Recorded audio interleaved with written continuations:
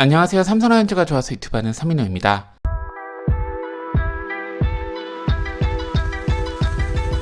삼성라이온즈 정규 시즌 2위를 확정하면서 플레이오프로 직행하게 되었습니다. 플레이오프 첫 경기는 10월 14일 월요일 오후 6시 30분 대구 삼성 라이온즈 파크에서 진행이 됩니다. 상대는 준 플레이오프 승자로 LG 트윈스 아니면 두산 베어스일 가능성이 높습니다. 포스트 시즌의 경우 타자들의 집중력이 높아져서 선발 투수들이 6이닝 이상을 막는 경기가 적고 불펜 싸움에서 승부가 갈리는 경우가 많은데 삼성 라이온즈 불펜진은 지금 조금 걱정인 부분이죠. 그리고 그동안 우리 팀 마무리 투수를 맡았던 오승환 선수가 최근 무너지면서 플레이오프 불펜 운영이 더욱 고민되는 시점입니다. 하지만 플레이오프까지 3주 가까이 남았고 지금 밸런스가 무너진 선수들도 밸런스를 잡아서 충분히 좋은 피칭을 할 수 있습니다. 오늘 영상에서는 오승환 선수에 대한 조심스러운 얘기를 해볼까 합니다. 주제가 주제인 만큼 여러가지 관점이 있을 것으로 생각하는데 다른 사람의 생각을 존중해주면서 야구를 즐길 수 있는 방향으로 얘기를 나눴으면 합니다. 전성기 시절 오승환 선수는 포신 구사율을 70% 넘게 가져가면서 그냥 패스트볼로만 때려잡는 피칭을 보여주었습니다.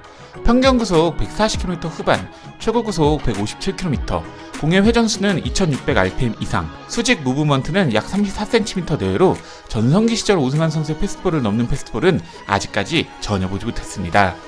오승환 선수의 패스트볼은 강한 악력을 바탕으로 나옵니다. 손바닥이 닿지 않는 그립으로 손가락의 힘으로 공을 잡는 독특한 방법으로 일반인은 물론 프로야구 선수들도 따라하기 힘든 그립입니다. 박영현, 김태경 등 구위가 좋다고 얘기하지만 전성기 오승환 선수의 구위는 넘을 수 없습니다.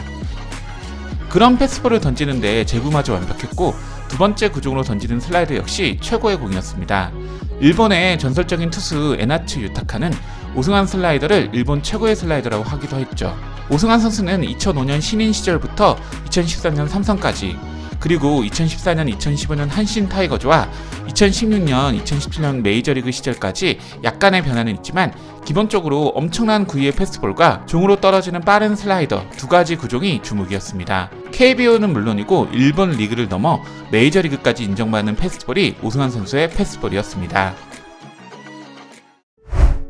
2019년부터 오승환 선수의 패스트볼은 구위가 떨어집니다. 구속에 대한 변화는 적지만 수직 무브먼트에 대한 급격한 하락으로 구종 가치도 마이너스로 떨어지면서 아쉬운 모습을 보입니다.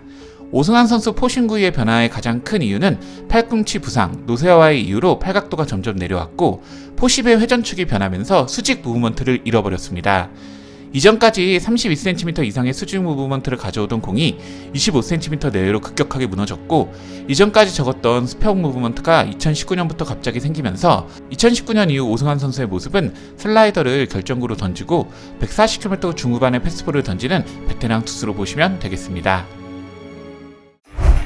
2020년 한국 프로야구로 복귀했을 때부터 2021년까지 오승환 선수의 패스트볼은 KBO에서 충분히 통하는 공이었습니다.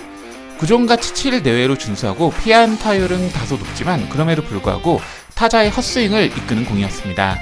하지만 2022 시즌부터 평균 구속의 감소와 그래도 분당 회전수가 2500대를 유지하던 공이 2400대로 떨어지면서 포심의 구종가치가 0점대로 폭락.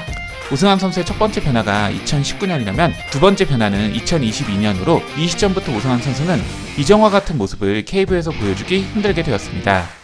최근 오승환 선수의 모습을 간단하게 요약하면 구종가치 마이너스 5의 패스트볼의 단점을 상쇄하기 위해 슬라이더와 커브, 포크볼을 조합하면서 타자를 상대하는 투수입니다. 저는 비전문가입니다.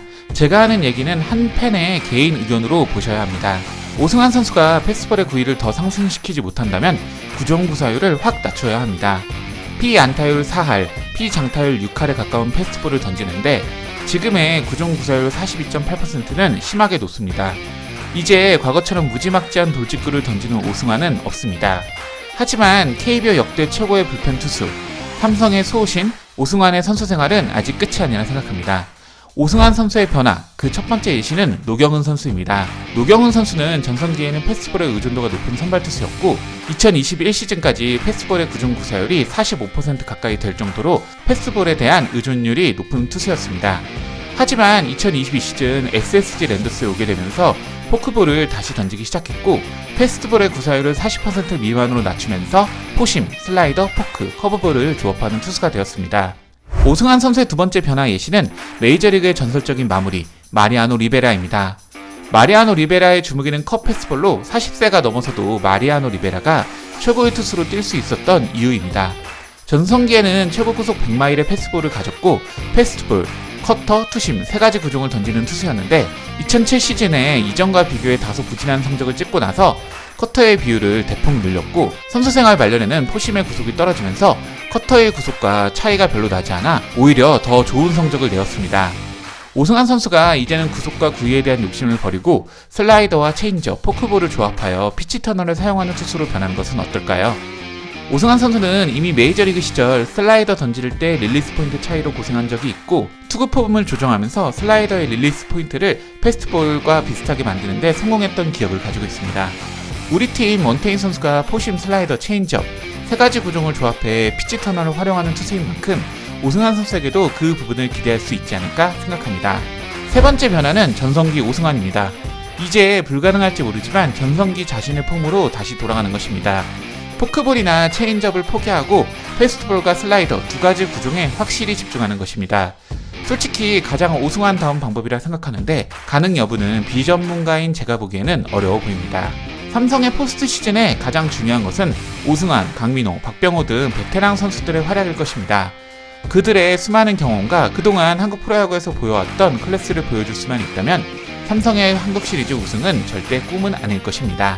오늘 영상이 마음에 드셨다면 좋아요, 구독, 클릭 부탁드리겠습니다. 저는 다음 영상으로 찾아뵙겠습니다. 이만 청초!